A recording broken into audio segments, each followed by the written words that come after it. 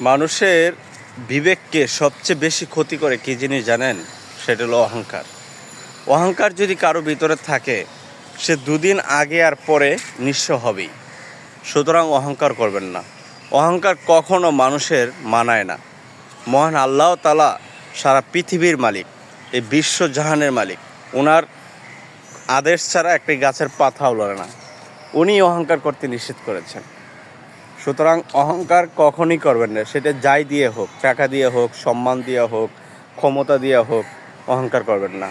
অনেক ক্ষমতাশালী মানুষ আজ দেশ থেকে বিতাড়িত, সমাজ থেকে বিতাড়িত বা জেলখানায় আছে, সমাজের নিকৃষ্ট মানুষ হিসেবে পরিণত হয়েছে। অনেক ক্ষমতাশালী মানুষ যাদের ক্ষমতা অসীম ছিল, অনেক টাকাওয়ালা মানুষ যারা ধ্বংস হয়ে গেছে এই অহংকারের কারণে।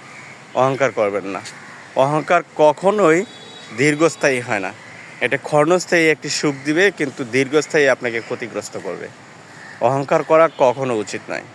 অহংকার করলে দুদিন আগে আর পরে আপনাকে নিঃস্ব হতেই হবে, এটার কোনো বিকল্প নেই। দুদিনের দুনিয়া সবাইকে নিয়ে একত্রিতভাবে মনের আনন্দে বসবাস করাটাই ভালো। টাকা পয়সা সম্মান বা ক্ষমতার জন্য অহংকার করবেন, এটি চিরস্থায়ী থাকবে না। একদিন টাকা পয়সা শেষ হয়ে যাবে, আপনার ক্ষমতা শেষ হয়ে যাবে বা আপনার যোগ্যতা শেষ হয়ে যাবে, তখন আপনার অহংকার মাটির নিচে যেয়ে তুলিতে হবে। সুতরাং অহংকার করা মোটেও উচিত নয় মানব জাতি হিসাবে।